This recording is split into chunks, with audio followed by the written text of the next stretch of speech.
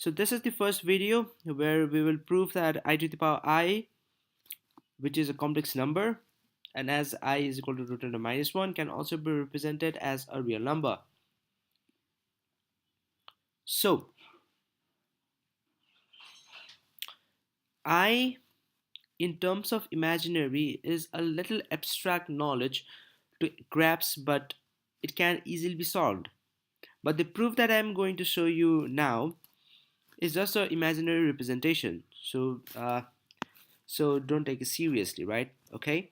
Now, the easy solution that can be used to solve this problem is e to the power I theta, which is also called as polar coordinates. Now, e to the power I theta is equal to polar coordinate. Now, e to the power I theta is equal to cos theta plus I sin theta, and I is equal to root under minus 1. This is a good representation. As in the previous video, I had promised you that this will be derived in my next video, but today as I was scrolling down the Facebook page, I got the problem that represent or prove that I to the power I is a real number. So I thought of giving it a try. So let's see further what I did. So let's say I need a value or the exact value of I in the polar coordinates, means or in the polar representation of complex numbers, which means that e to the power I theta is equal to cos theta plus I sin theta. From this equation, I need to derive the value of I. But generally, I is equal to root under minus 1. That's it. Generally, I is equal to root under minus 1. But for now, I need to find the value of I in the equation of polar representation of complex number, which is e to the power I theta. Now, if I say that let theta is equal to 0, if theta is equal to 0, then cos theta is equal to 1. And if sine theta is equal to 0, the sine 0 degree is equal to 0. So if you get 0, then I times 0 is equal to 0 automatically, means you don't get any value for I.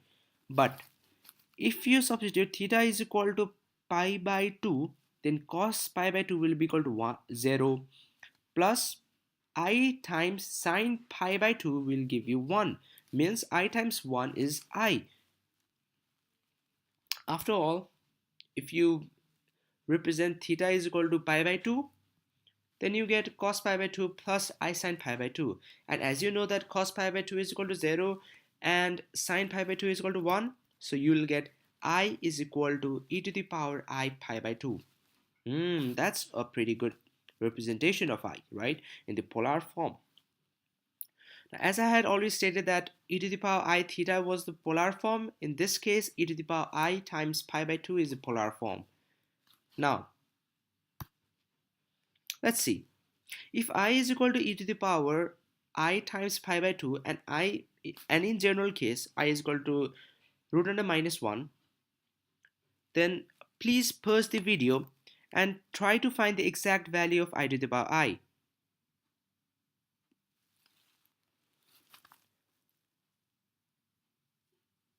Okay, so I hope that you have tried this out. So the exact value of I to the power I is e to the power minus pi by 2, which is 0.2078795764. So you can get this value at any scientific calculator that you have. Now, as 0.2078795764 is a real number, this has been proved that I to the power I is a real number. So this is getting more exciting. But if you didn't get this e to the power minus pi by 2, then no need to worry about. I'm going to show you how. Now, if you substitute I as e to the power I pi by 2 and the exponent term, which is to the power I, you leave it as I, and you substitute I is equal to root under minus 1, so you will get the term which is e to the power minus pi by 2. So if you are getting confused, then please try this solution. So please please solve this solution.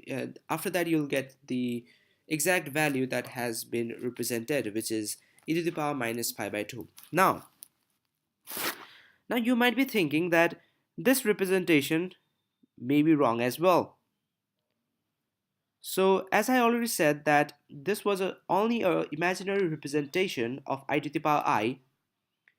At the beginning when I solved this problem, I also thought in the same way that it was not a right answer.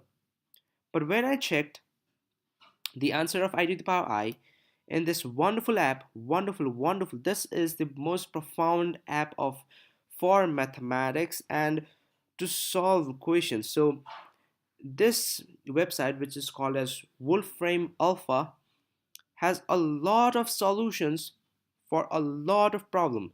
Any problem of mathematics you have, you'll get any solution with its graphical representation as well.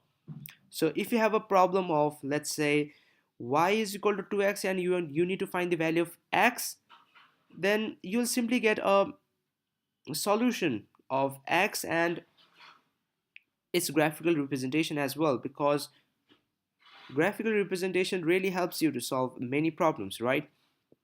Now, if you can see that Wolfram Alpha, when the input is I to the power I, then it gave the alternate form, which is e to the power minus pi by 2. So after looking at this, I thought that some profound physicist had told us, the whole world, that imagination is more important than knowledge, said by Albert Einstein. But as computer also may make mistakes, we should not completely rely on it. So thank you. Have a good luck.